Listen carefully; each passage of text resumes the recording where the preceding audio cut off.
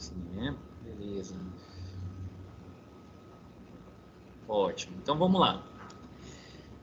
Então, a aula de hoje é sobre prevenção quaternária, tá, pessoal? Vou passar para vocês, afinal de contas, o que é essa tal de prevenção quaternária, né? Tem a prevenção primária, secundária, terciária, quaternária. Hoje em dia se fala até em prevenção quinquenária, né? Vou falar um pouquinho para vocês lá no finalzinho da aula, né? Esse pessoal da preventiva aí gosta, né, desses termos aí, né? Tudo para cair em prova de residência, inclusive gosta de cair em prova de residência, né? Mas mais do que estudar para fazer prova, pessoal, a gente tem que, na verdade, aqui, a intenção é passar para vocês como a gente aplica isso na prática, né? E o que é prevenção quaternária? Eu vou passar para vocês um pouquinho, tá, o que é prevenção quaternária. Antes a gente vai discorrer um pouquinho sobre prevenção em si. Depois vamos falar um pouquinho sobre iatrogenias. E daí a gente finaliza falando um pouquinho sobre prevenção quaternária, tá? Vamos assistir um vídeo antes, pessoal. Vou ver se vai conseguir rodar. Que é um vídeo lá do canal. Não sei se vocês conhecem esse canal, chama Diário de um Posto de Saúde, tá? É de uma colega médica de família, bem interessante esse canal. Então, ele aborda vários assuntos aí do dia a dia, né? Casos e causas que a gente vê durante o dia a dia nos postinhos, né? Nos postos de saúde. E esse vídeo aqui é muito interessante, né? Assim, algo que acontece muito no nosso dia a dia clínico, né? De pacientes, é um perfil de paciente. Provavelmente muitos de vocês já atenderam ou vão atender um tipo de paciente assim. Quero passar esse vídeo para vocês, tá? Se não estiver rodando, vocês me avisem, tá, pessoal?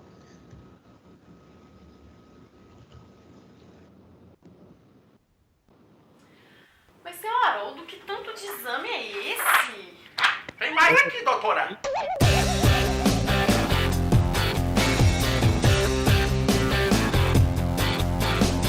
Certo, seu Haroldo, mas o que exatamente o senhor tem? É uma coisa ruim no peito, doutora. Eu não sei te explicar. É um trem ruim. Eu só sei que não aguento mais em médico ficar fazendo raio-x, tomografia. Professora, que não tá Mas isso daqui foi a rodando, não. 50ª retirada de sangue, doutora. Aqui só Você tem acha que é um áudio, bolinho moço. pra mim? Outra, eu tô até no Guinness Book. O homem, o senhor, com maior resistência a antibiótico. Aqui pra mim eu consegui dar play, mas eu mesmo clicando no vídeo. Não, se você entrar pelo navegador dá certo, o meu aqui tá rodando. Mas eu realmente preciso saber. Vocês estão o que o conseguindo senhor assistir está aí? sentindo. Como que O que tá? tá incomodando Pra o mim senhor? aparece normal também. Uma Pra mim coisa também. que assim, ó, o coração do acelerado. Como que faz pra mas dar Eu play? uma coisa estranha. Aí, Clica no meio Então, da tela. Tá. O senhor é casado? Então, acho tem que eu alguma que tenho que companheira? clicar aqui, né? Eu vou continuar o vídeo, tá, Aí pessoal? eu Caso alguém não conheci a consiga dona ver, só Matilde. Tem umas 3 avisar, tá? semanas, mais ou menos, assim. Engraçado. Eu sinto essa coisa quando eu vejo a Matilde. Será que eu tô tendo infarto quando eu vejo ela, doutora? Não, seu Haroldo, o senhor tá apaixonado. Apaixonado, doutora. Paixão de tomar esse tanto de remédio aqui? E o senhor tá tomando tudo isso? O senhor vai suspender tudo e a gente vai começar do zero. Que bom, doutora. Graças Isso é amor, seu Haroldo. amor. Ai, que bom. Vocês já ouviram falar do conceito de atenção quaternária? E você sabia que as iatrogenias são consideradas a terceira maior causa de morte nos Estados Unidos? Isso realmente é assustador. Você sabe o que é iatrogenia, afinal? É quando a gente tem um excesso de medicalização, excesso de pedidos de exames de rastreamento, excessos, sempre muitos excessos dos cuidados dos pacientes. A atenção quaternária, ela vem justamente para impedir essas iatrogenias e evitar o... Daí daqui em diante a gente assume. Então, pessoal, vocês viram ali o caso do seu Haroldo, né? Vocês conseguiram ver, pessoal, ali? Quem não conseguiu ver? Não, professor, não consegui ver. Não conseguiu? Quem mais não conseguiu ver, pessoal? excesso de... Eu também não consegui. Eu também não. Não? Ixi, então tá. Ainda vou ser bom nisso ainda. Então Mas, é assim, Haroldo, pessoal. O caso do seu Haroldo é o seguinte: é aquele típico paciente, tá? Que chega no seu consultório, tá? Com uma queixas imprecisas, queixas vagas, né? Que já chega para você tomando já 300 tipos de medicamento, não sabe o que tem, que está sentindo aquela ruinzeira, aquela coisa ruim, né? Será que de fato ele está doente mesmo? Será que ele não está com outra situação que não é clínica, né? E tá manifestando sintomas, né? Então ele chega ali, ele joga um monte de medicamento ali e no fim da história ele, na verdade, ele está apaixonado, né? Ele está tendo sintomas, está tendo palpitações ali porque está apaixonado e ele não consegue entender aquilo, né? Enfim, mas antes disso ele já tinha feito diversos tipos de exames laboratoriais, tomado diversos medicamentos.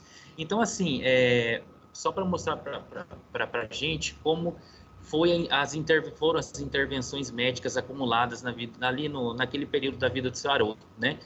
Então, por algum motivo não pararam para prestar atenção mesmo na queixa dele, e só foi medicando, pedindo exame aqui, pedindo exame ali.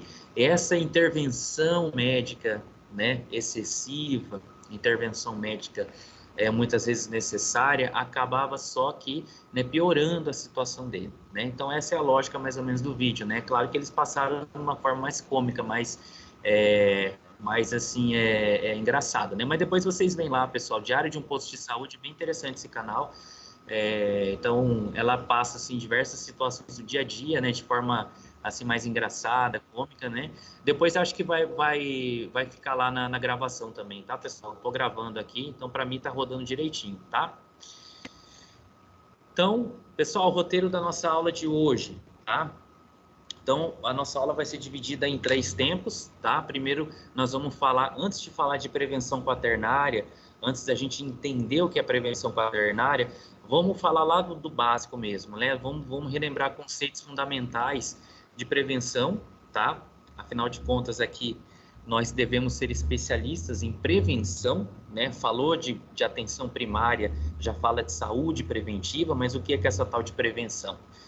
Quais são os níveis de prevenção, os exemplos de prevenção, como que a gente pode aplicar isso, né?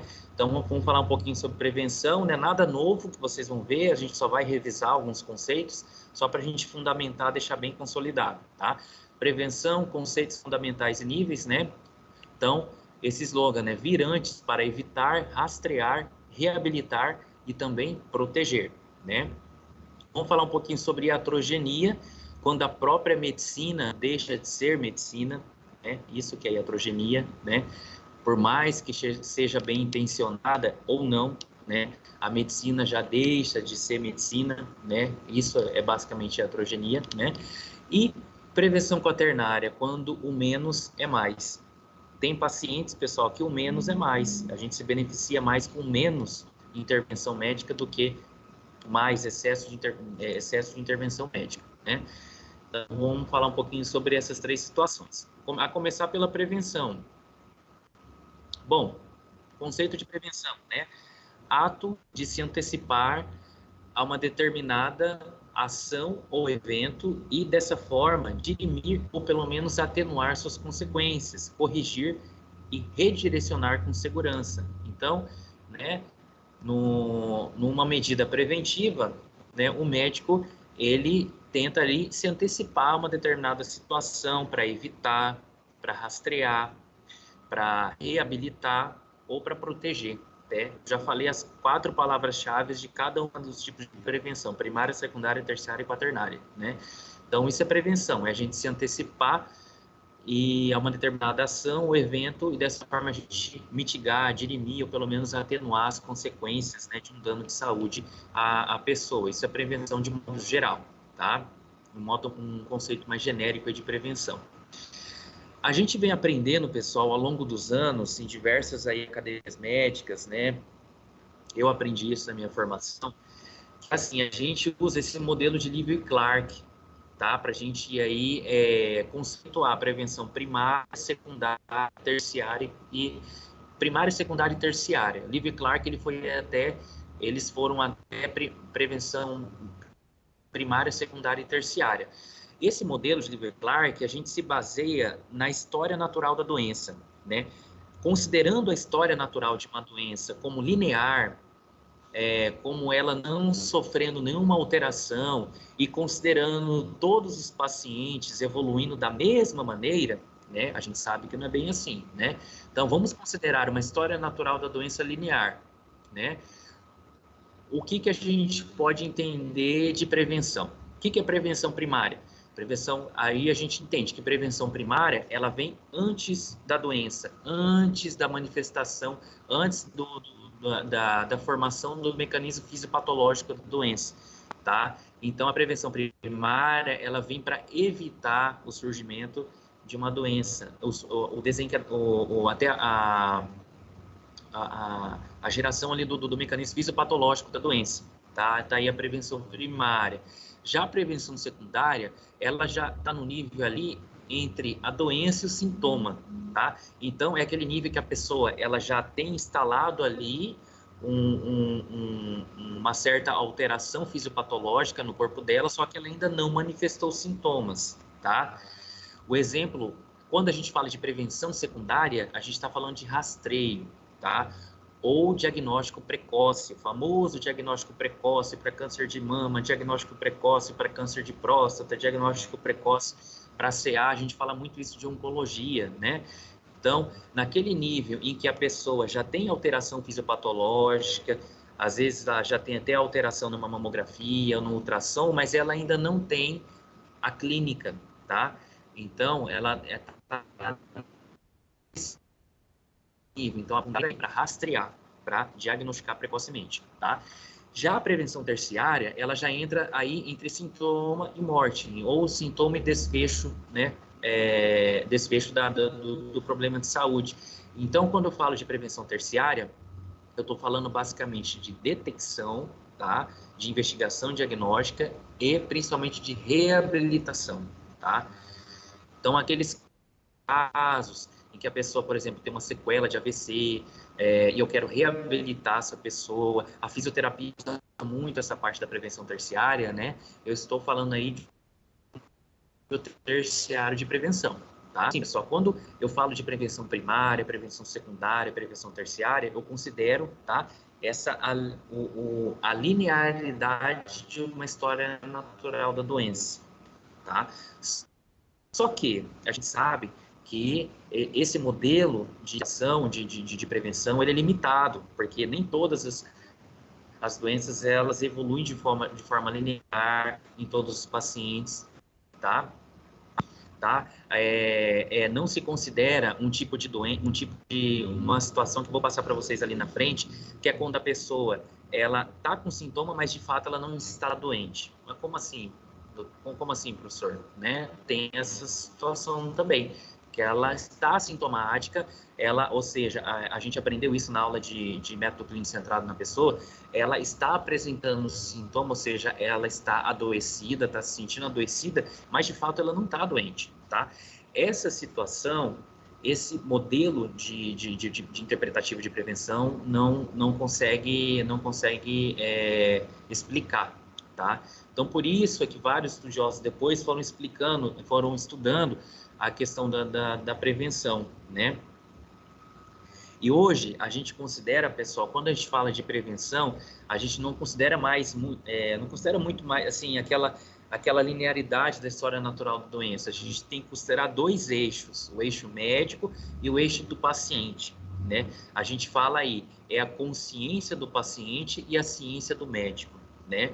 Então, a gente acaba dividindo aí em 4 eixos, né? Existe o primeiro eixo ali, que é quando o paciente está sem doença e está sem enfermidade, né? Ou seja, aquela pessoa tranquila, de boa, que não está se sentindo adoecido, não está se sentindo doente e também não tem nenhuma doença do ponto de vista clínico, nosológico, biomédico ali, entendeu? Aquela pessoa está de boa. Que tipo de prevenção que eu vou fazer aqui?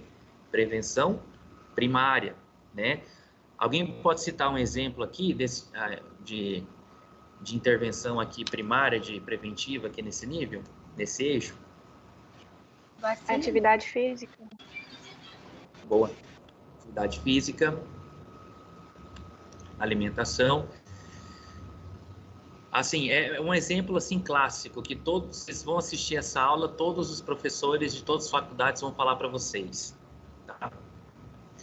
que está muito em alta hoje, né? Ah, eu quero da Pfizer, eu quero da Coronavac, eu quero da, né, vacinação, né?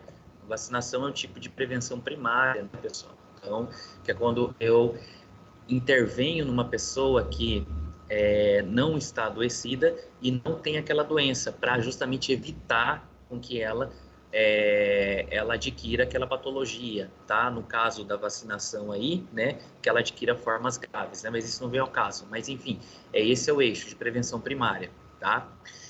O segundo eixo ali, a nossa direita acima, é aquele paciente que ele está se sentindo bem, ele não está adoecido, mas ele já tem um mecanismo fisiopatológico instalado, ele já está doente do ponto de vista clínico. Eu já citei o exemplo para vocês, é aquele paciente oncológico, né, que não tem ainda sintomatologia clínica, né, do CA de mama, do CA de próstata, que você vai entrar com rastreio, né, com diagnóstico precoce. A gente institui que é prevenção secundária, tá? Aquele terceiro eixo ali, à nossa direita abaixo, que é o clássico, né, que a gente vê, é o que mais a gente vê, aquele paciente que de fato ele chega para a gente, ele já tem uma doença instalada do ponto de vista biomédico, fisiopatológico, e ele está apresentando sintomas, né, tanto sinais ao exame físico como sintomas à anamnese. Então, é aquele clássico. Então, esse paciente a gente vai fazer prevenção terciária, então entra aqui detecção, métodos diagnósticos. E é aquele paciente também que já foi instalada uma sequela de uma doença, já foi instalada uma complicação de uma determinada doença, por exemplo, uma AVE, tá? Em que eu vou fazer reabilitação desse paciente. Aí eu falo de prevenção terciária, tá? É nesse eixo aí. E existe aquele quarto e último eixo ali, pessoal, que é aquele paciente que eu falei para vocês, que é aquela situação em que a pessoa chega para a gente, é o caso do seu Haroldo, ele não está doente, ele não tem nenhuma doença, nenhuma patologia instalada no corpo dele, mas ele está se sentindo enfermo, ele está adoecido, poxa, ele está lá com sintoma, está sentindo palpitação, e ele acredita que está doente, ele na verdade ele está, a experiência da doença dele, né, a percepção de doença dele é de que ele está com sintomas, né, mas ele de fato não está doente, né. Aí a colega usou o exemplo clássico ali de uma paixão, por exemplo, né, mas assim, trazendo para um nível mais técnico aqui para a gente, né, do nosso interesse, qual um outro exemplo a gente poderia citar, tá, pessoal, de uma situação aí do paciente que chega para a gente com sintomas, mas de fato ele não está doente? Alguém arrisca dizer aí? Covid. Então assim, Covid, na verdade, a gente já entra aí na questão, na esfera mais ali de saúde mental, né, tudo, né? Sim, pode ser, tem pessoa que somatiza, né, no sentido de somatizar ali, mas assim, existe um exemplo clássico, pessoal, que é o luto, tá? Então, é outro exemplo que vocês vão ver nesse tipo de aula, tá? O paciente, ele tá com sintomas depressivos, ele tá com sintomas ali, né, de tristeza, até de ansiedade, mas de fato ele não tá doente, tá? Um luto, esse é um grande exemplo desse tipo de paciente, tá bom? Um paciente ali que precisa de um certo cuidado, não que ele esteja doente, mas ele está passando por uma fase ali esperada, né, da vida de todo mundo, mas ele está com aqueles sintomas, a gente sabe que aqueles sintomas vão passar com o tempo, né? Então, o luto aí é um exemplo disso, tá? Então vamos lá, daí aqui é só eu coloquei aqui um quadrinho, tá, para vocês, pessoal. Então, aonde que entra cada tipo de prevenção, tá? A prevenção primária é a ação feita, né, para evitar ou remover a causa de um problema de saúde em um indivíduo ou população antes dele ocorrer, antes da instalação, né, no corpo da pessoa. Exemplo, imunização, vacinação, tá? Então, lembrando, aquela pessoa que não está enferma e não está doente, tá? Prevenção secundária, ação feita, né, para prevenir o desenvolvimento de um problema de saúde, desde os estágios iniciais no indivíduo ou população, encurtando seu curso ou duração, tá? Rastreamento para câncer de colo de útero, por exemplo, né? Então, vamos coletar um CCO, colpocitologia oncótica, tá? É um exame de prevenção secundária, é um exame de rastreio. Qual que é o meu objetivo? Diagnóstico precoce. Então, eu intervir naquele paciente que pode ser que já esteja doente, ou seja, já tenha manifestação fisiopatológica, já tenha alteração histológica de um câncer, alteração funcional ali, mas ela não está sentindo ainda os sintomas, entendeu? Então, aqui entra a prevenção secundária. Já na prevenção terciária, né, ação feita para reduzir o efeito ou prevalência de um problema de saúde crônico em indivíduo ou população através da diminuição do dano causado pelo problema de saúde crônico ou agudizado, né? Reabilitação, diminuição dos danos, né? E até detecção, tá? E a prevenção quaternária, tá? Que eu vou falar para vocês, tá? Mas isso eu vou falar para vocês mais para frente, como que a gente pode aí como que a gente age na prevenção quaternária. Então, esse aqui é um quadrinho resumido, né, pessoal? Então, entre doença e enfermidade e sintomas, a prevenção primária age naquele paciente, né, sem doença e sem enfermidade e sintomas. Prevenção secundária, naquele paciente que já está doente, mas não está se sentindo enfermo. Prevenção terciária, aquele paciente que já tem doença instalada e está se sentindo enfermo, ele chega para a gente com sintomas. E a prevenção quaternária, a gente muitas vezes vai usar naquele paciente que não está doente, na verdade, não tem uma patologia, não fecha critério diagnóstico para nenhum tipo de situação patológica, mas ele está se sentindo enfermo, tá? Né? E aí, como que a gente vai agir nessa situação, né? Então, é uma das formas que é um dos perfis de paciente para os pais, a gente tem que utilizar a prevenção quaternária, tá? Aqui é um resumo também, essa é uma tabelinha interessante de vocês entenderem também, pessoal. Então, aquilo que eu falei para vocês, Livy e Clark, né?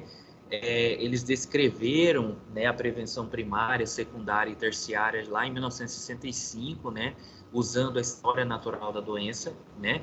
Depois, Jeffrey e Rose, né, lá em 1992, vão utilizar o conceito de prevenção primária e secundária, um outro tipo de conceito de prevenção primária e secundária que vocês vão ver bastante na cardiologia, tá? Na medicina cardiovascular, tá? Vamos entrar com medidas de prevenção primária, por exemplo, a gente discute AS, simvastatina, é bom ou não para prevenção primária ou prevenção secundária para eventos cardiovasculares. Quando eu cito isso, eu já estou falando de prevenção primária e secundária segundo o Jeffrey Rose, tá? Já outra situação, o que eles falam? O que é prevenção primária? É antes do evento, tá? E prevenção secundária depois do evento. Então, por exemplo, quando eu discuto o AS, ele é bom para prevenção primária de infarto, eu estou querendo perguntar se ele é bom para evitar a primeira ocorrência de um infarto, tá?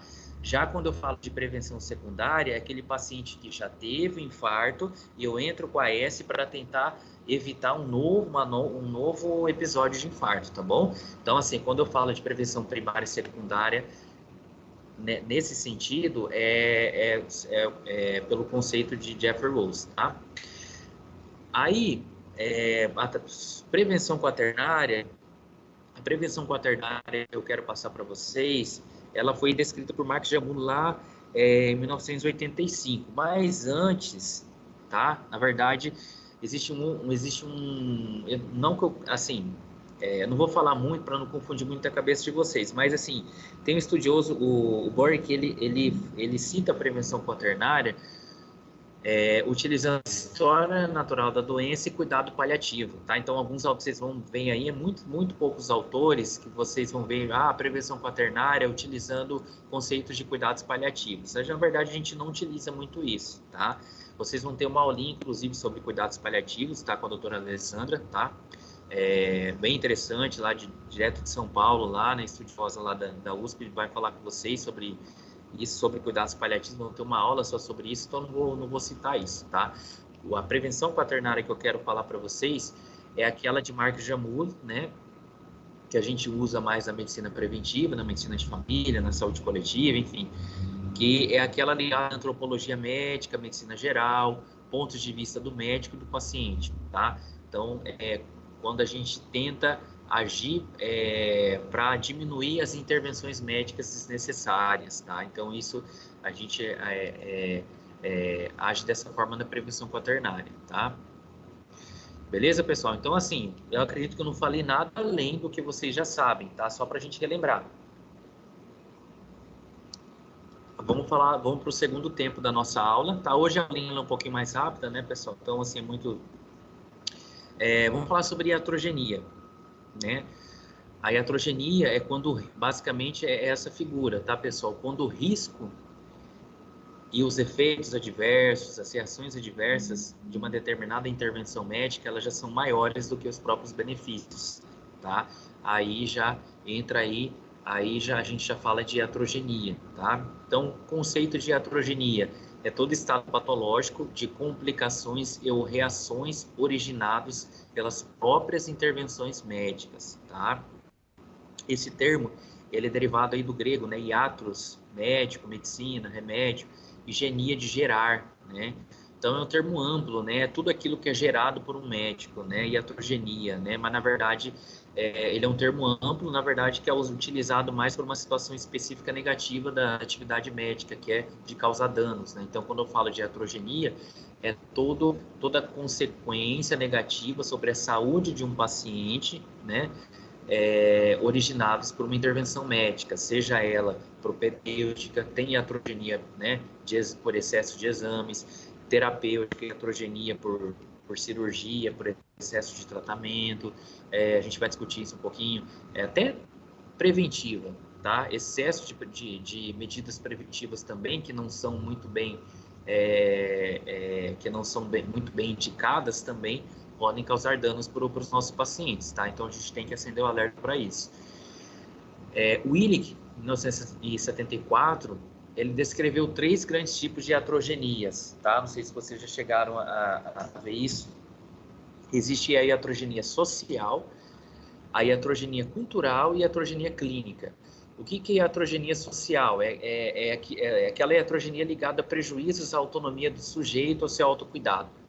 Tá? Então, assim, quando o próprio sujeito é dono da sua própria saúde, ele não pode desenvolver, ele é pressionado de uma forma que ele não consegue desenvolver o seu autocuidado por situações sociais, por verdades sociais que são impostas, entendeu? Então, prejuízos à autonomia do sujeito e ao seu autocuidado, tá? Essa é a iatrogenia social. Existe a iatrogenia cultural, que é aquela questão de supervalorização da medicina ocidental em detrimento de qualquer outra forma de cuidar da saúde. Então, é quando eu digo, por exemplo, que é só a medicina ocidental que é a top, que resolve os problemas de saúde, então eu acabo desconsiderando a medicina oriental, a medicina chinesa, por exemplo, né? Então, outras formas de medicina, né? A medicina complementar, né? Então, essa é a iatrogenia cultural. Então, é quando eu deixo, né, por exemplo, pelo menos de discutir com o paciente alternativas, métodos alternativos aí de tratamento, considerando que é só a medicina ocidental que resolve os problemas de saúde, né? Então, isso é uma iatrogenia cultural, tá? E a iatrogenia clínica, tá, pessoal? Que é o que a gente vai discutir, que são os efeitos negativos adversos mais diretos sobre a saúde decorrentes de intervenções médicas, tá? Intervenções médicas muitas vezes desnecessárias, mal indicadas, tá? Então, o médico ele pode aí ter uma ação iatrogênica clínica sobre o paciente, né? Então, essa é a iatrogenia clínica. Professor? E o que... Pois não? Eu queria fazer uma pergunta em relação à iatrogenia. Ela pode ser não intencional por parte do médico? Pode, muito boa pergunta. A iatrogenia ela pode ser não intencional. Na verdade, a maior parte das iatrogenias, né, elas são não intencionais, né? Então,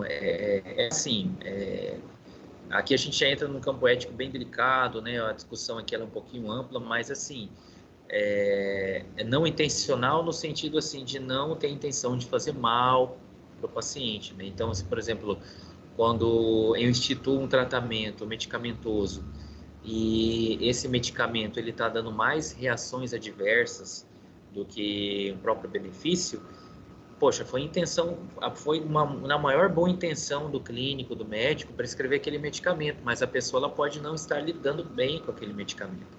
pode estar dando muito sono, pode estar dando muita fome, pode estar atrapalhando no desenvolvimento dela, entendeu?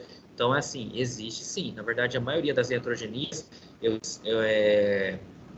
elas acabam sendo não intencionais, tá? Então, assim, a iatrogenia, quando a gente fala de iatrogenia, não importa se é intencional ou não. O que importa ali é a consequência. Deu uma consequência negativa para o paciente, né? Seja de uma intervenção clínica ou de uma intervenção cirúrgica, seja de uma intervenção propedêutica, preventiva e terapêutica, se está fazendo mal para o paciente, eu já estou sendo iatrogênico, tá? Independente da intenção, tá bom?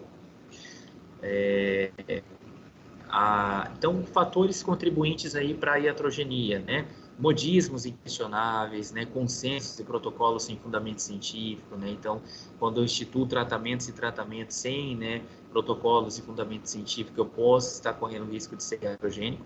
Não quero entrar em nenhuma questão específica aqui, tá, pessoal? Porque isso aí não é o foco da nossa aula, tá?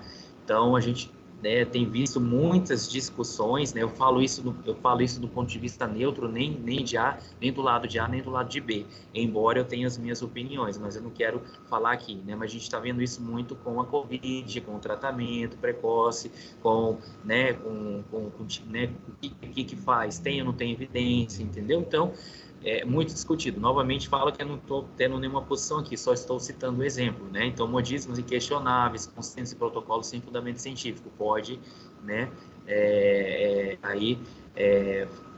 pode originar aí, né, são um fator contribuinte para a iatrogenia, tá? Corporação profissional tecnológica farmacêutica, conflitos de interesses, né, ou interesses em conflitos, né? Então, assim, quando o colega prescreve só o medicamento sendo, né, influenciado ali por outras, né, por, sei lá, indústrias, enfim, acaba não prestando atenção na questão do risco-benefício daquele medicamento e acaba, né, aquilo é um fator contribuinte também, né, para instituir uma medida, né, iatrogênica. Opinião pública, tradição subcultural de não valorização do diálogo com o paciente. Então, quando você conversa pouco com o paciente, você acaba coletando menos informações do paciente, né? Então, logo você sabe menos do paciente, a chance de você ser iatrogênico, de você instituir um tratamento para ele que não seja, que não se adeque a ele, né? A chance de ser iatrogênico é maior, né? Então, tem que conversar com o paciente, né? Então, relações médico-paciente que são existem trabalhos mostrando, né, que a relação médico-paciente ela fortalece, né, ela é uma medida que fortalece contra medidas contra ações iatrogênicas. Então, o médico que conversa mais com o seu paciente, quem conhece mais a individualidade do seu paciente, tem menos chance de ser iatrogênico, né? Então, isso é muito importante, né, pessoal? Então, a gente tem que lembrar desses fatores, tá, que podem ser contribuintes para a iatrogenia, tá? E refletir, né? Novamente eu falo aqui que não estou, né, expondo nenhuma opinião, nada, né? Sendo extremamente neutro, mas refletir as nossas ações aí como médico, né? Vocês estão aprendendo isso, vocês estão tendo a oportunidade de aprender isso, né, no dia a dia, na prática mesmo, né? Com tudo isso que vem acontecendo. Bom, ainda contextualizando sobre iatrogenia, vamos falar um pouquinho sobre iatrogenia em números, né? Segundo estudos da Barbara Starfield, né, em 2000, isso já em 2000, a gente sabe aí, por exemplo, pessoal, que as iatrogenias correspondem à terceira maior causa de morte nos Estados Unidos, tá? Então, assim, mortes ocasionadas aí por reações, por consequências negativas de intervenções médicas, tá? Já são a terceira maior causa de morte nos Estados Unidos.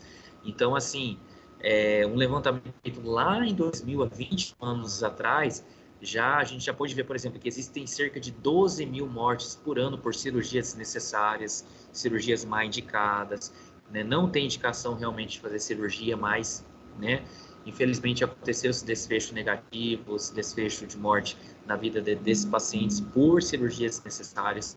7 mil mortes por ano por erros de medicação no ambiente hospitalar, 20 mil mortes por ano por outros erros no ambiente hospitalar, 80 mil mortes por ano por infecção nosocomial, né? quase 110 mil mortes aí por efeitos adversos de medicação não relacionados a erros médicos, né?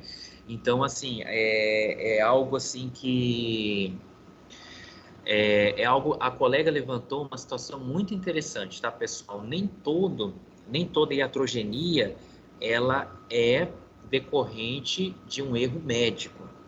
Quando a gente fala de erro médico, aí já são outros 500. A gente sabe que existe lá, vocês sabem que existem 3 tipos de erros médicos, né? Imperícia, imprudência e negligência. Nem toda iatrogenia ela é decorrência de erro médico, nesse sentido. É como a colega citou ali, ela perguntou, às vezes o médico na boa intenção, ele pode estar sendo iatrogênico, mas a gente tem que tomar cuidado com isso, tá? Então, ali, ó, 106 mil mortes por ano por efeitos adversos de medicação, provavelmente esses 106 mil pacientes, né, a gente não pode responder por todos, mas acredito que a maioria foram consultados por médicos, e esses médicos, na maior boa intenção, prescreveram esse tratamento, mas infelizmente tiveram essas reações, esses desfechos negativos, né, e não foram relacionados a erros médicos, né, então, né, eles vão responder por imperícia, imprudência ou negligência? Talvez não, né, mas foram consequências aí, né, negativas de reações. A gente sabe quando o paciente vai ter reação alérgica? A gente sabe quando o paciente vai ter uma reação adversa?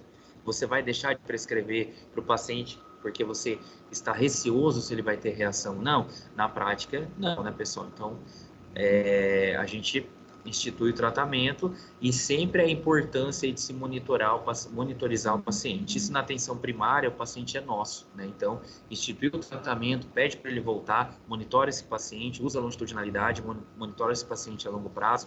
Se for um tratamento de uso contínuo, né? Veja se não está dando reação nele, né? É isso, né, pessoal? Para evitar justamente isso, né? O que acontece? Às vezes o colega prescreve e nunca mais vê o paciente, né? Aí o paciente fica lá tomando medicamento em casa, né? É mal orientado, toma da forma que ele entende e acontece isso, né? O médico não teve a intenção de matar, óbvio, né? Mas, às vezes, por outros fatores, acaba acontecendo, né? Total, 225 mil mortes por ano devido a causas... devido a causas iatrogênicas, sendo considerada a terceira causa de morte nos Estados Unidos, né? Então, quais são os tipos de iatrogenia clínica, né, que a gente pode ver na atenção primária? Existem iatrogenias clínicas por excesso de rastreamento, excesso de exames complementares diagnósticos, rotulação diagnóstica inadequada, medicação inapropriada e encaminhamentos desnecessários, tá? Vamos falar um pouquinho sobre cada um. Excesso de rastreamento, é aquilo que eu falei para vocês. Professor, mas prevenção também, ações preventivas podem ser iatrogênicas? Sim, tá? Se eu não... Tudo é indicação, pessoal. Tudo tem que ter uma indicação. Eu não posso simplesmente, eu acho que isso aqui vai fazer bem.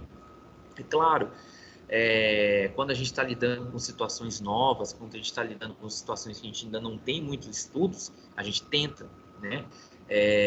Mas assim, quando a gente tem estudo ali fundamentando ou não fundamentando, isso é arriscado, não, isso aqui é benéfico, a gente tem que saber, né? Então a gente não pode achar.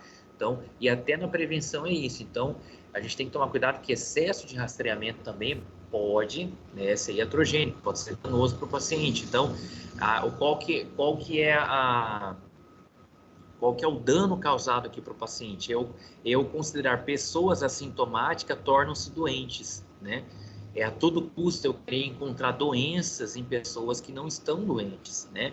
Eu falo isso mais no campo da prevenção secundária, né?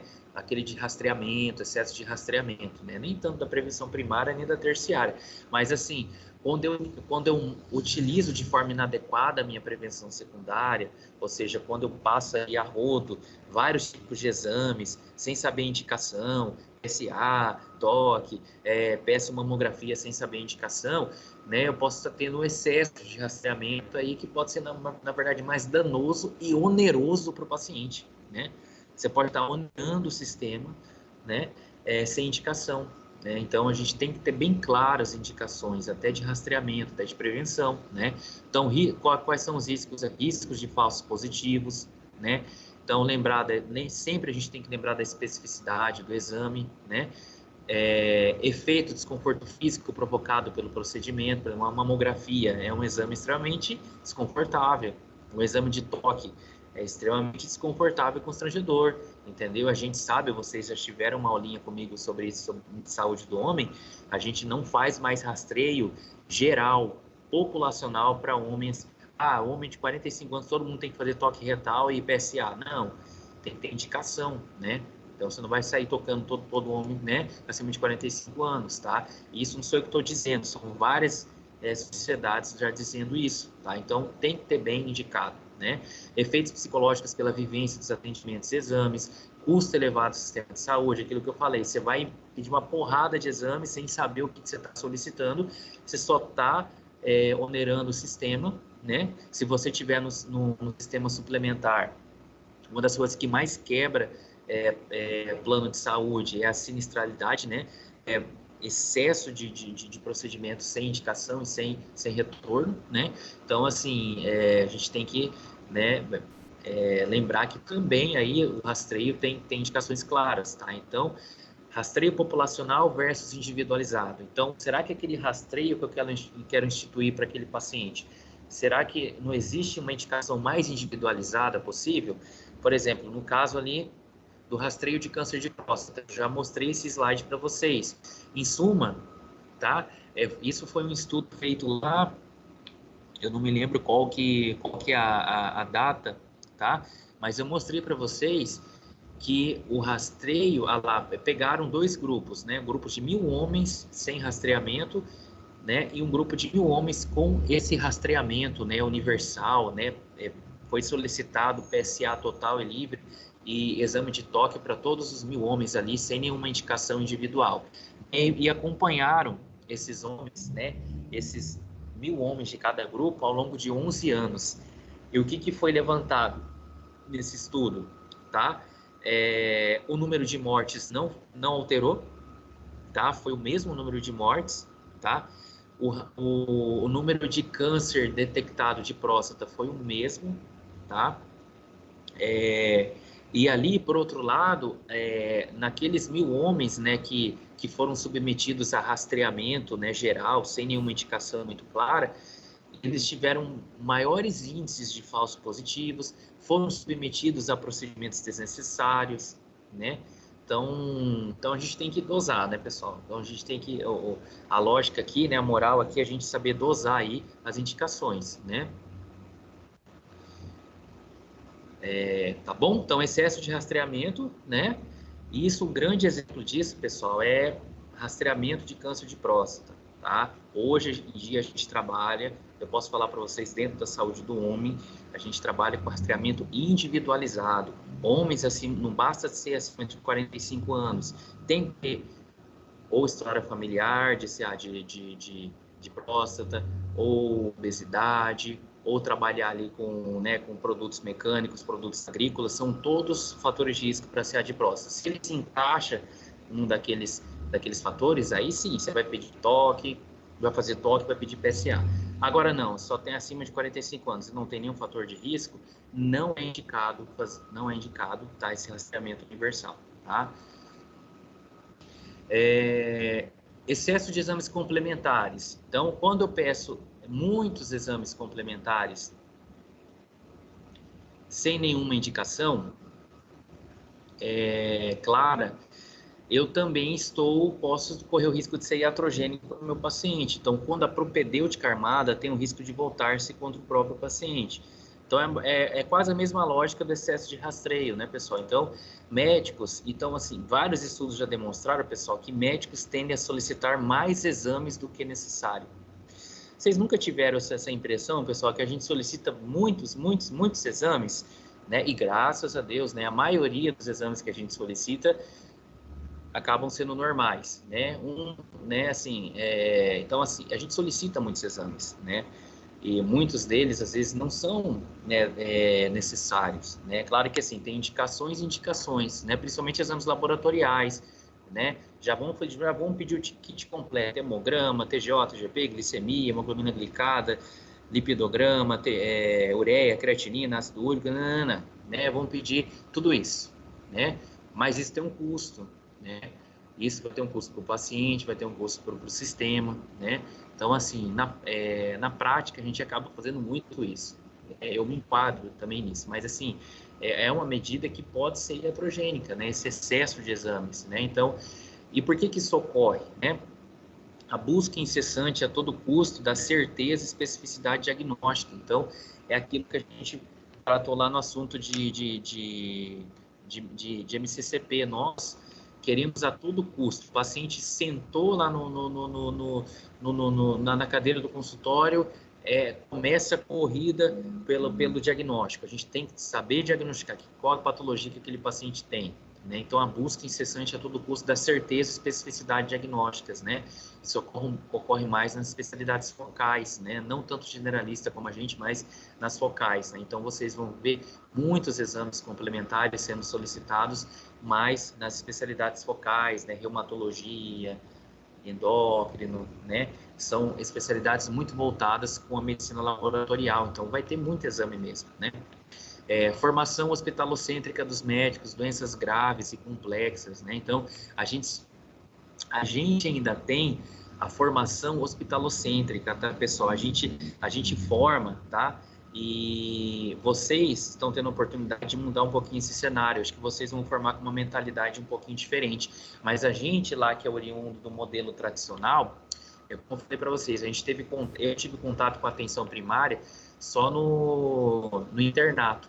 Até então era só hospital, clínica médica. Então, assim, a gente forma com aquela mentalidade hospitalocêntrica de que todas as doenças são graves e complexas. Eu tenho que pedir uma bateria de exames para diagnosticar todas as doenças. E a gente sabe que não é bem assim, tá?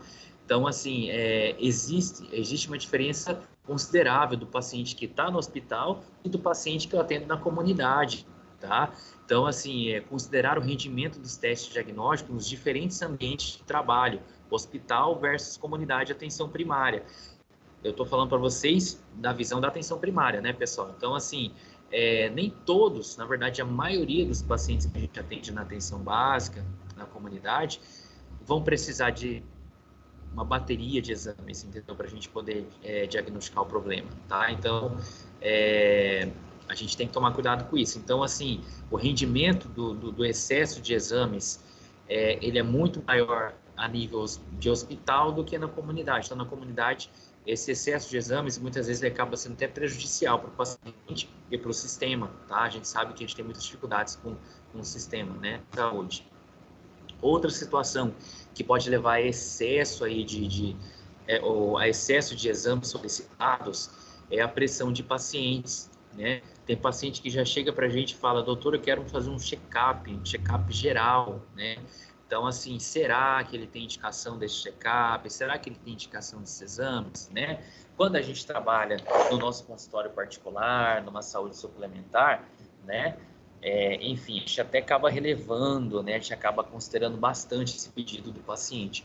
Mas quando a gente trabalha na nossa realidade do SUS, a gente tem que explicar para o paciente, né, que os recursos eles são limitados, que nem toda criança tem indicação, por exemplo, tem que falar para a mãezinha que nem toda criança tem indicação de fazer hemograma todo ano, de fazer exame parasitológico de fezes a cada 6 meses, desnecessariamente. Nem toda criança tem indicação de fazer um exame de urina sem sintomas, tá? Né? Tem mãe que chega já, eu quero um hemograma, um exame de urina, um exame de fezes, para saber se está tudo bem, né? Tem que ver se tem indicação realmente, né? Então, isso é uma outra coisa também, a gente acaba, né, na prática clínica, às vezes pecando muito nisso também, né? Outra situação que a gente vê também, pessoal, que acaba gerando aí... Pessoal, eu estou falando aqui, se vocês quiserem comentar, por favor, tá? Podem comentar, tá? Vocês sabem que quando eu começo a disparar aí de falar, né, é difícil parar. Outro motivo, né, pelo qual a gente, refletindo ainda nessa situação de excesso de exames complementares, é a tal da medicina defensiva, né? Alguns autores gostam de usar esse termo. O que é medicina defensiva? É quando a gente pensa assim, o médico pensa assim, eu vou solicitar esse exame aqui, porque se eu não solicitar, a mãe vai falar mal de mim. Sei lá, ela vai reclamar de mim em algum lugar. Então, eu vou solicitar esse raio-x aqui só para, né, só para dizer para a mãe ali que, né, então, muitos médicos acabam, então é aquela medicina que é praticada por pressão em cima do médico, quando o paciente é constrangido a pedir, né, então ele adota aquela medicina defensiva, não, peraí, então eu vou solicitar porque, né, estou sendo pressionado para solicitar isso, né, então existe a situação da medicina defensiva também, que é outro fator, é outra situação aí que a gente se depara no dia a dia clínico, né, vocês vão se deparar muito com isso, tá? Tudo isso aqui é realidade, tá, pessoal? Isso aqui, vocês vão se deparar com isso no dia, na prática clínica de vocês, pelo menos uma vez na vida de vocês. Então, já estejam aí, né, preparados, né, para essas situações, tá? Então, por isso, né, que a gente tem que saber muito bem as indicações. Quando o médico ele diz, ele tem que ter segurança do que ele fala, tem que provar para a pessoa, né, por A mais B, que aquilo é benéfico, aquilo não é, entendeu? Então, por isso que a gente tem que saber bem as indicações. Quais são os riscos desse tipo o excesso de exames complementares, né? Então, os exames complementares, quando eles não são bem indicados, né, quais são os riscos, né? Falsos positivos, né? Achados casuais, incidentalomas, se você já ouviu falar esse termo incidentalomas, né? Às vezes faz lá uma ressonância, uma tomografia, ou às vezes faz um ultrassom de abdômen lá, aí cisto hepático de tantos milímetros, poxa, aí já deixa o paciente preocupado. Doutor, eu vou morrer, eu tenho cisto hepático, o que eu vou fazer, né? Aí você já causa preocupação no paciente, né? Quando na verdade aquele cisto é algo benigno, né? Algo que dá para a gente acompanhar, né? Então, assim, então existem situações limítrofes, desvios do raciocínio clínico, padrão, custo elevado. Então, todos esses são riscos que acabam sendo associados aí com esse tipo de iatrogenia, né? Por excesso de exames complementares. Alguma dúvida aqui, pessoal? Até então? Então, outra situação aí, pessoal, de iatrogenia que a gente tem que lembrar é a rotulação diagnóstica inadequada, tá? É quando é o tal do pseudodiagnóstico, tá? Então, quando eu instituo um diagnóstico pro meu paciente,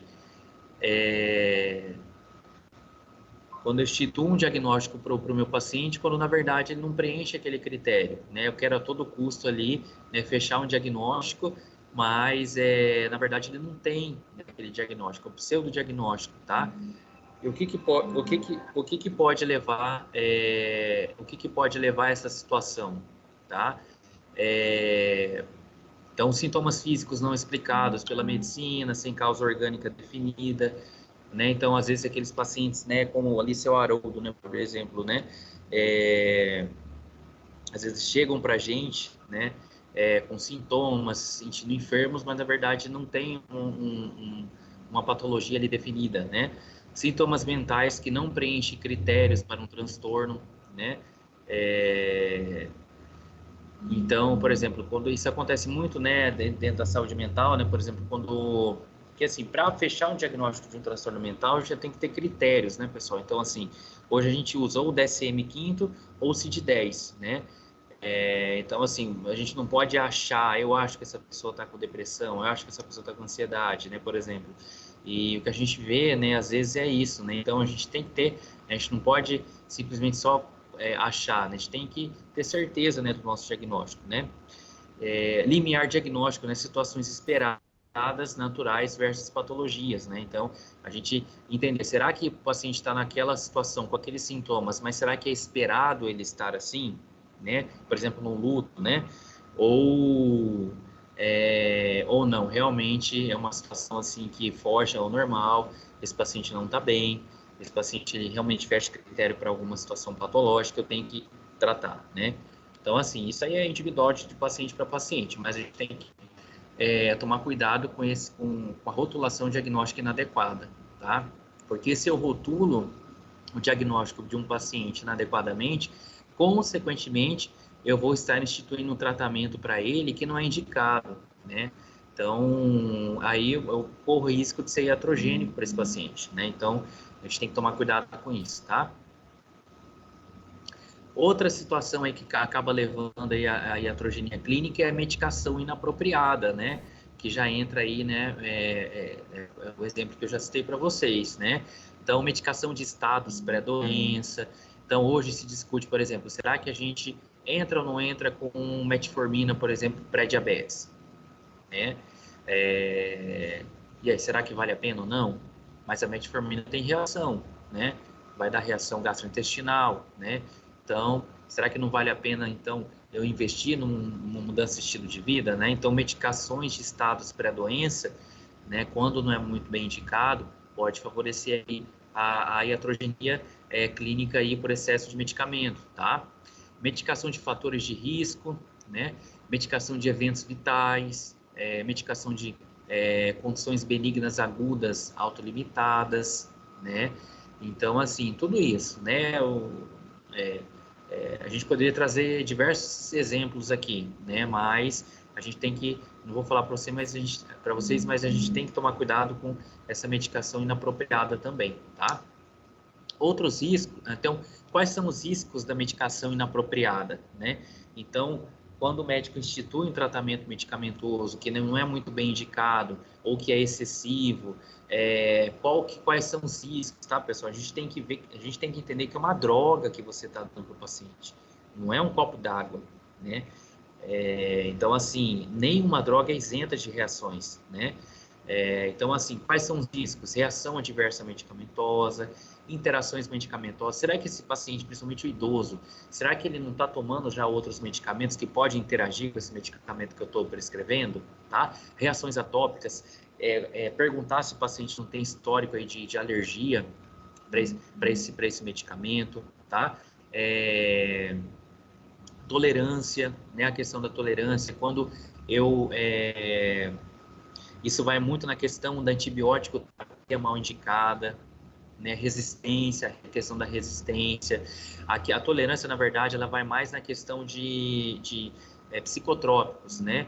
Então, tem pacientes ali que começam a desenvolver tolerância por psicotrópicos que não são muito bem indicados, né? Amitriptilina, nortriptilina, enfim, acaba tendo que considerar doses cada vez maiores para chegar ao efeito desejado, isso que é tolerância, né? E a resistência, né? A resistência de determinados micro-organismos a determinados antibióticos. Então, excesso de antibióticos mal indicados pode gerar resistência e até intoxicação, né, pessoal? Então, a gente não pode desconsiderar isso. Então, esses são os tipos aí de reações, de iatrogenias medicamentosas que aí a gente tem que evitar, né?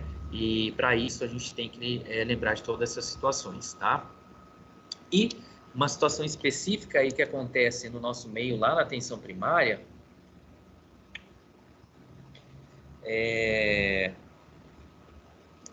uma situação específica que acontece na atenção primária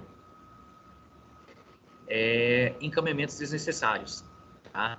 Então, assim, pessoal, nós da atenção primária ali, nós somos a porta de entrada, né?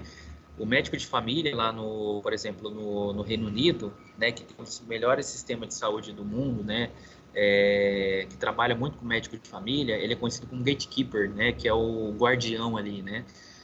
O que seria isso? Cada família, cada indivíduo ali vai ter um médico de família que vai consultar com ele antes e ver se tem a necessidade ou não de encaminhamento.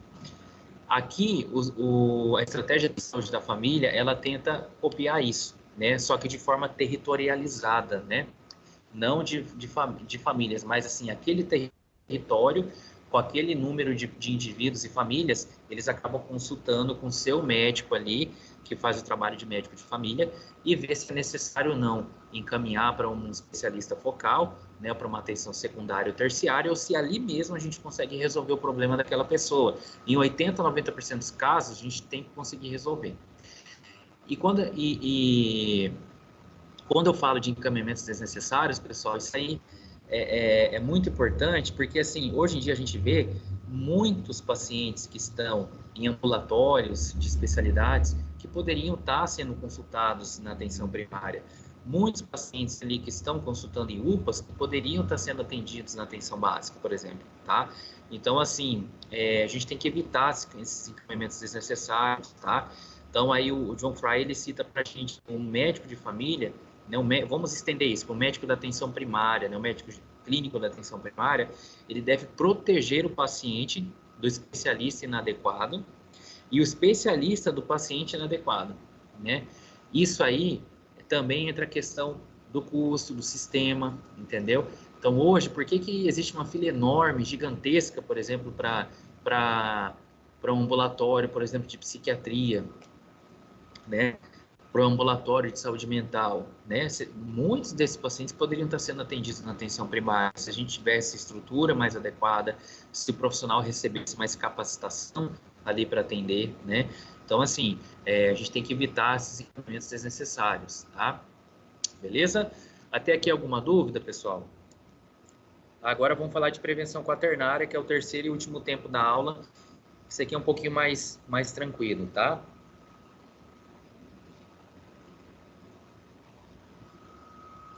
Alguma dúvida? A gente pode prosseguir?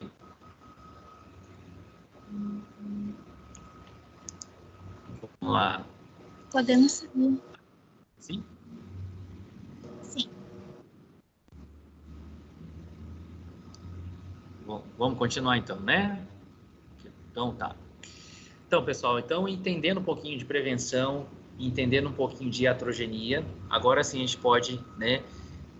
Fica mais claro, mais fácil a gente entender o que é essa tal de prevenção quaternária, né? Esse escudo tá aí, não é à toa, tá? Vocês vão entender mais ou menos aí a lógica da prevenção quaternária, tá? Então, assim, quais são os conceitos de prevenção quaternária, né? Segundo Marcos de Amour, né, que foi o próprio idealizador aí da P4, né, prevenção quaternária, é toda ação feita para identificar um paciente ou população em risco de supermedicalização, protegê-lo de uma intervenção médica invasiva e sugerir procedimentos científicos e eticamente aceitáveis, tá?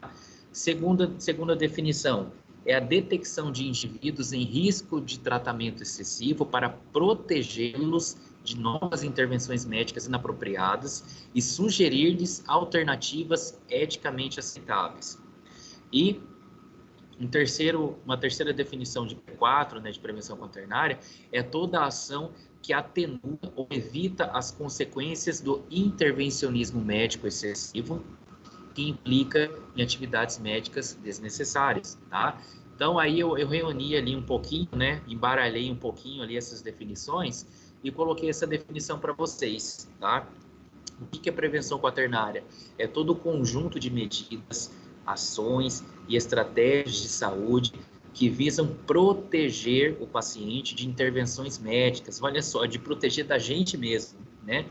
Diagnósticas, terapêuticas e preventivas excessivas e potencialmente danosas, tá? Além de propor alternativas científicas e eticamente aceitáveis. Então, dentro da prevenção quaternária, eu vou identificar aquele paciente que está em risco de intervenções desnecessárias e excessivas médicas, né? Eu vou proteger esse paciente, sugerindo para ele alternativas para aquela situação, tá? Então, isso é prevenção quaternária, tá? Aqui vocês vão entender um pouquinho melhor. Vamos voltar lá. Prevenção primária é evitar. Quais são as palavras-chave de cada tipo de prevenção, né? Então, prevenção primária é evitar, né? Eu evito tal doença em tal pessoa ou em tal população, né? A nível de saúde pública. Então, prevenção primária é evitar. Exemplo, vacinação, né? Prevenção secundária é o quê? Detectar precocemente, rastreamento. Tá? Isso é prevenção secundária. Prevenção terciária, o que é? Detectar, tratar e reabilitar. Tá? Isso é prevenção terciária. Já a prevenção quaternária é o quê? Prevenção quaternária é proteger, tá? Então, quando eu protejo o paciente de intervenções médicas excessivas e desnecessárias, da supermedicalização, eu estou agindo com prevenção quaternária, tá? Lembrar lá, a prevenção quaternária, ela nasce de um termo bem antigo, né, que foi cunhado ali por Hipócrates, né, que é o pai da medicina, né, lá nos anos, né, 300, 400 a.C., que é o primo nonocere, né, isso aí é questão de prova, inclusive, eu gosto muito de cair em prova. O o que Hipócrates diz, né? Pratique duas coisas ao lidar com as doenças, né? Auxilie ou não prejudique o paciente, né? Auxilie, beneficência. Não prejudique, não maleficência, né? Então, primo nonocere é primeiro não causar danos, né? Então, a lógica da prevenção quaternária, ela nasceu aí, tem essa raiz, né, de Hipócrates, nesse termo, primo nonocere. Então, primeiro, eu não devo causar danos, né? Eu mesmo, com as minhas ações, não devo causar danos ao meu paciente, né? Lembrar dos princípios da bioética, né? Beneficência, autonomia, não maleficência. Na não maleficência, a gente discute ali prevenção quaternária, tá? E fundamentação da prevenção quaternária, né, pessoal? Por vezes, pessoas apresentam sintomas sem necessariamente possuir uma doença estabelecida. A gente tem que lembrar isso, tá? Então, por vezes, pacientes vão chegar no nosso consultório sem a gente não vai conseguir fechar um diagnóstico. Não se frustre por conta disso, tá? Isso aí, pessoas não são máquinas, nem todas fecham, a gente consegue fechar diagnóstico, tá? Então, às vezes, pessoas apresentam sintomas sem necessariamente possuir uma doença estabelecida, tá? A medicalização inadequada, né, excessiva, por mais que possa ter boas intenções, ela pode ser nociva, né? Por mais que possa ter boas intenções, ela pode ser nociva, né? Então, a gente tem que refletir nisso. Frequentemente, há excessos de intervenções preventivas, diagnósticas e terapêuticas em assintomáticos e em doentes. Nem todas as intervenções médicas beneficiam as pessoas da mesma forma, né?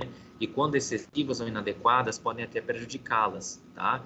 Então, a gente tem que refletir nesses tópicos, né? E quais são as ferramentas? Como que eu posso colocar isso em prática, né? De que forma eu posso aí trabalhar a prevenção quaternária na minha prática clínica? A começar por uma boa anamnese e exame físico, conhecendo bem o meu paciente, né? Então, anamnese e exame físico adequados é o que há, né? Então, coletar uma história mais detalhada possível, objetiva, claro, né, para aquela situação, com foco na pessoa, né? A gente já aprendeu isso, e fazer um exame físico ali adequado, direcionado para aquela situação, né, com mais detalhes de riqueza possível, tá? Já começa por aí, ou seja, eu conhecer bem meu paciente. Medicina baseada em evidências, né, não é achismos, tudo tem que ter evidência, né, pessoal? Então, para eu indicar algo, para eu indicar uma ação, uma medida preventiva, terapêutica, recuperativa, propedêutica, diagnóstica, tem que ser através de medicina baseada em evidência, né? Então, quanto mais evidências eu tiver, mais fundamentação eu construo e menos chances de iatrogenias, né? Abordagem individual, método clínico centrado na pessoa. Então, quando eu considero situações específicas do paciente, né, eu acabo conhecendo mais o paciente e tendo menos risco aí de ser iatrogênico. Eu estou protegendo o meu paciente, logo eu estou desenvolvendo aí a prevenção quaternária, né?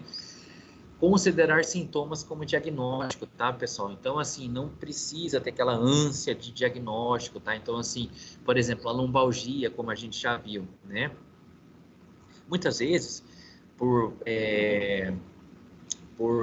limitações ali na própria rede, eu não vou conseguir solicitar um raio-x, eu não vou conseguir solicitar aí uma ressonância para o paciente, né? Então, eu não vou conseguir fechar um diagnóstico certo que a pessoa tem. Simplesmente vou considerar uma lombalgia não específica, né? A gente viu as características, né? Eu estou citando só um exemplo aqui, né?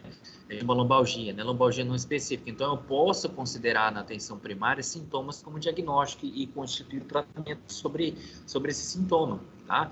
Não necessariamente eu tenho que diagnosticar, ok? Atributos da atenção primária, coordenação dos cuidados, né? Lembrar que o paciente é nosso, a gente que gerencia os cuidados de saúde com o paciente, né? Demora permitida, tá, pessoal? Não sei se vocês já ouviram falar desse conceito, é algo que a gente pode utilizar na atenção básica, tá? Demora permitida, observação ativa. Isso aqui, a gente pode utilizar essa ferramenta naqueles casos de paciente que chega assim pra gente, doutor, eu tô com febre, eu tô só com uma febre, tem 2 dias que eu tô com febre, sei lá, tá tossindo? Não. Tá tendo algum sintoma urinário? Não. Tá tendo dor em algum lugar? Não. É só uma febre, uma sensação de febre, imprecisa, uma dorzinha no corpo, assim, só isso, mialgia e febre. O que esse indivíduo tem? O que essa pessoa tem? Né? Será que é dengue? Será que é Covid? Será que é alguma outra infecção? Né? Então, assim, 2 dias de sintoma, demora permitida, tá? Vamos instituir ali um tratamento, uma analgesia e pede para o paciente voltar ali em questão de 2, 3 dias, ou se piorarem os sintomas, se vierem mais sintomas, ele retorna antes, entendeu? Demora permitida, tá? É muito mais benéfico para o meu paciente do que eu rotular um diagnóstico para ele e já instituir uma bateria de tratamento ou exames para ele fazer, tá? Então, tem situações agudas, inespecíficas, eu posso instituir a demora permitida, né? O que alguns autores gostam de chamar de slow medicine, né? Então, medicina lenta, né? Então, não precisa, né, na atenção básica, a gente trabalha com esse tipo de medicina, é uma demora permitida, tá?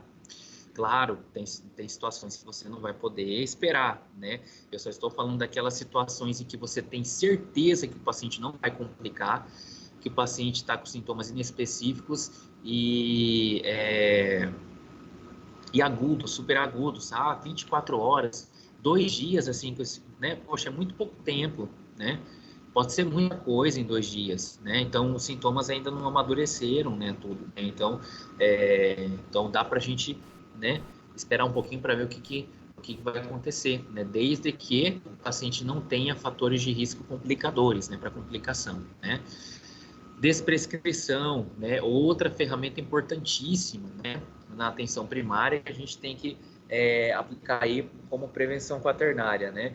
Então, tem paciente que a gente tem que desprescrever mesmo, pessoal, entendeu? Aquele benzodiazepínico para o idoso, tá? Aquela sinarizina para o idoso, que está só causando mais mal do que benefício, né? Então, assim, só que desprescrição, existem protocolos de desprescrição. Por exemplo, existem protocolos para desprescrição de benzodiazepínicos, tá? Eu não vou sair tirando também um benzodiazepínico, por exemplo, um alprazolam, um diazepam no idoso, assim, de uma hora para outra, né? Então, existe a questão da desprescrição gradativa. Então, assim, né, procurar conhecer protocolos de desprescrição, porque às vezes só você desprescrevendo, você já vai melhorar o paciente, tá? Menos é mais nesse caso, né? Habilidades de comunicação, né? Informar riscos e benefícios, conversar com o paciente, convencer e propor alternativas, né? Aí entra aqui dentro aqui entra na questão da relação médico-pessoa, né? Equipe multiprofissional, poxa, você não sabe, é uma coisa de competência, por exemplo, é uma ferida, eu não sei o que eu trato, como que eu trato essa ferida, com papaina, com colagenase, com Dersane, poxa, não é uma coisa que, né, a enfermeira tem mais experiência nisso, poxa, vamos, né, perguntar para ela, né, antes de eu achar, trata dessa forma, não, vamos, né, chega nela e pergunta, né, como que a gente faz esse tratamento, né, então, assim, existe uma equipe multiprofissional, pelo menos deve existir ali na unidade, que a gente tem que utilizar, né, todos estão jogando no mesmo time, né, eu tenho menos chance de ser iatrogênico dessa forma, ou seja, proteger o paciente, né, do que eu instituir um tratamento que é o que eu acho que vai dar certo, né. Educação em saúde, né, orientação comunitária sobre procedimentos médicos, né, isso é muito importante também, educação em saúde, né, então tudo isso, né, pessoal, são ferramentas, né, pelas quais, né, eu já estou trabalhando aí a prevenção quaternária, né, então não existe uma ferramenta única, existe um exame de prevenção quaternária, não. Prevenção quaternária é um conjunto de ações, medidas aí do nosso dia a dia clínico, desde a anamnese, exame físico adequado, até a equipe multiprofissional, eu já estou tudo aquilo que eu tenho intenção de proteger o paciente de intervenções desnecessárias e de risco, eu já estou aí utilizando a prevenção quaternária, tá? Por outro lado, pessoal, prevenção quaternária, P4, não significa subestimar e negligenciar algum problema real, tá?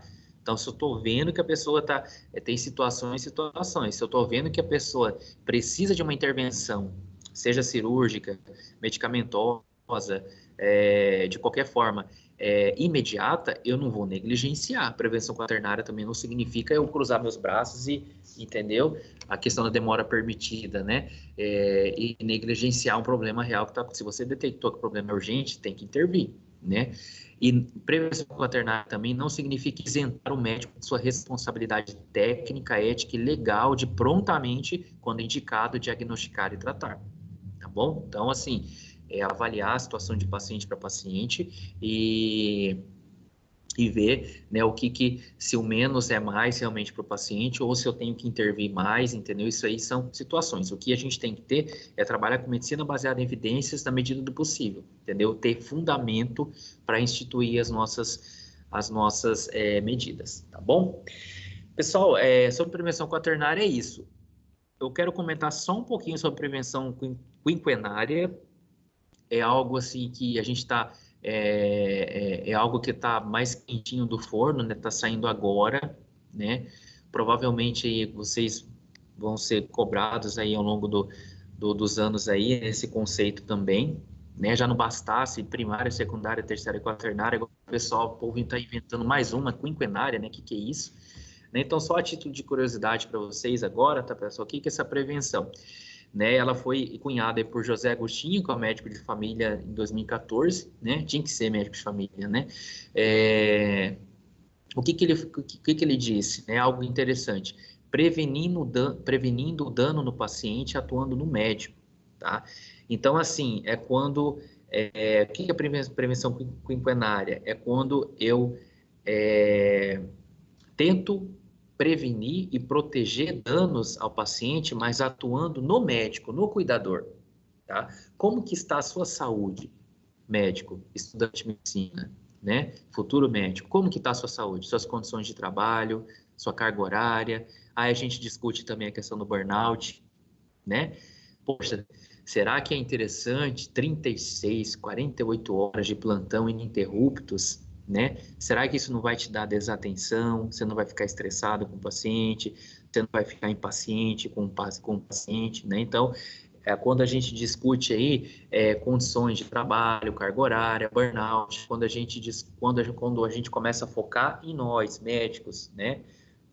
Como está o cuidador, né? Prevenindo assim dano no paciente, né? Então, melhorias nas qualidades dos cuidados, mas com foco no cuidador. Isso é prevenção quinquenária, tá? Então, só por curiosidade aí para vocês. Bom, a prevenção quaternária, voltando na P4, né? É uma ferramenta valiosa, servindo como antídoto para o risco de adoecimento iatrogênico. O antídoto de iatrogenia é a prevenção quaternária, né? Desenvolver uma postura crítica em relação às condutas é dever de todo médico, tá, pessoal? Então, toda ação médica, ela é carregada de benefícios e riscos, tá? Tem uma dipirona que a gente prescreve, né? Então, tem isso para vocês, só para vocês entenderem, dipirona é proscrita nos Estados Unidos, né? Pelo risco de aplasia medular. E aqui a gente prescreve a rodo, né?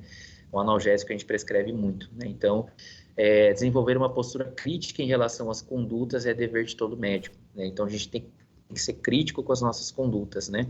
Por mais que a gente esteja bem intencionado.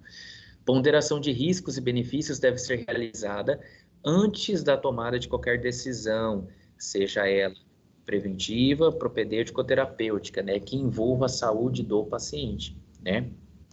Então, é isso, pessoal. Então, assim, essa aula é mais, assim, reflexiva nesse sentido, né, da gente atuar sabendo que, por mais que a gente tenha boa intenção, a gente corre esse risco de estar causando mal para o paciente, a gente tem que saber proteger o nosso paciente das nossas próprias ações, tá bom?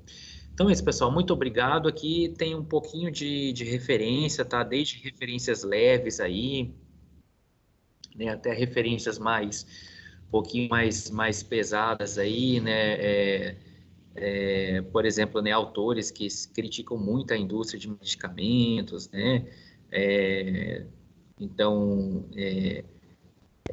deixa eu ver aqui, medicação overdiagnóstica, indústria, múltiplos artigos, né, então, Enfim, aqui se vocês quiserem, né, para quem se interessar aí no assunto, essas são as literaturas recomendadas, tá bom? Pessoal, alguma dúvida, algum questionamento, alguma crítica, alguma sugestão, tá? Espero ter contribuído aí para vocês, tá? Professor, Então é isso. Sim. Eu queria fazer uma pergunta quanto às reposições. Se o senhor recebeu os que a gente mandou e se vai lançar a nota?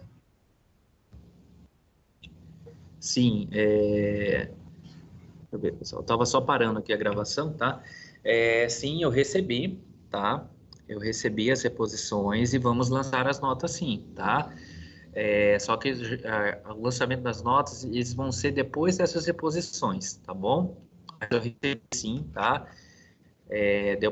Dá pra gente avaliar ali, ter uma noção, tá? Do quanto cada grupo precisa, tá bom? Mas eu já recebi, tá?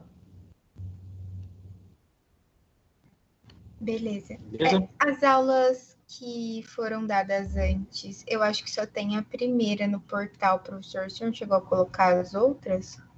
As outras eu vou colocar de hoje para amanhã, eu coloco para vocês lá, tá? De abordagem familiar, tanto pré-aula, aula e pós-aula, vocês viram lá que vai ser daquele estilo, pré-aula com alguma introdução, a aula eu já coloco a aula em PDF, a gravação no YouTube, e o pós-aula eu já coloco tipo um exercício lá para vocês se ambientarem um pouquinho com a prova, um exercício para vocês fazerem para fundamentar ali o conhecimento, tá? Consolidar o conhecimento. Tá bom? Mas eu vou postar assim, tá? De abordagem familiar, de lombalgia e essa aqui que a gente está tendo agora, tá? Era para a gente ter aula de ansiedade, né?